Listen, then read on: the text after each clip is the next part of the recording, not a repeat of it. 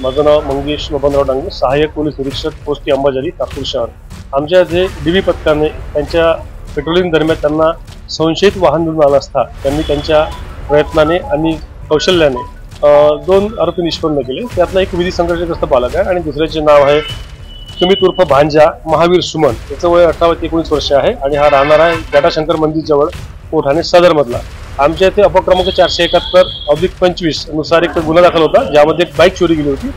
जी गाडी आमच्या स्टाफला पेट्रोलिंग मध्ये मिळून आली, ती गाडी संशयित वाटल्याने तिची शहानिशा केली असता ती आमच्या इथल्याच या गुन्ह्यामध्ये चोरी गेलेली मालमत्ता असल्याचं निष्पन्न झालं आणि या आरोपितांकडून ती रिकव्हरी करण्यात आली। आरोपितांना तपासासंबंधाने जेव्हा सखोल विचारपूस केली गेली तेव्हा त्यांनी कबुली दिली 2 ठिकाणच्या इतर गुन्ह्यांची सुद्धा।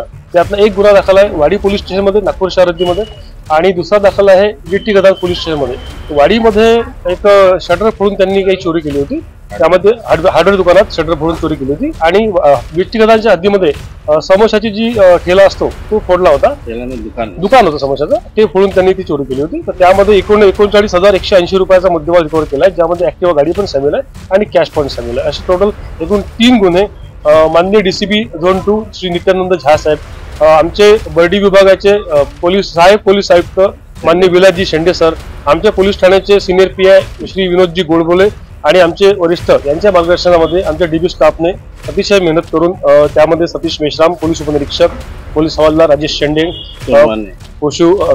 राजेश सोरवाने, पोलीस कॉन्स्टेबल राजू तायडे, दिनेश कुराडे यांच्या प्रयत्नांनी, तसेच अमित भुरे आणि इतर स्टाफ यांनी अथक मेहनत घेऊन हे 3 गुन्हे उघडकीस आणले आहेत आणि अशाच पद्धतीने त्यांचं काम चालू आहे। यासाठी मी त्यांना धन्यवाद देतो। धन्यवाद। जय हिंद। बालिकेचे नाम काय आहे? जे आरोपी यांच्याकडे जुना पासबुक रेकॉर्ड आहे का? दोन्ही आरोपितांचा रेकॉर्ड आहे, त्यातला एक विधी संघर्षग्रस्त बालक आहे, त्याचा नाही आहे, तो जुवेनाईल आहे आणि जो सुमित उर्फ भांजा महावीर सुमन आहे हा पण यांचा पण आहे। ते दोन्ही गुन्हेगारी पार्श्वभूमी असलेले आरोपी आहेत।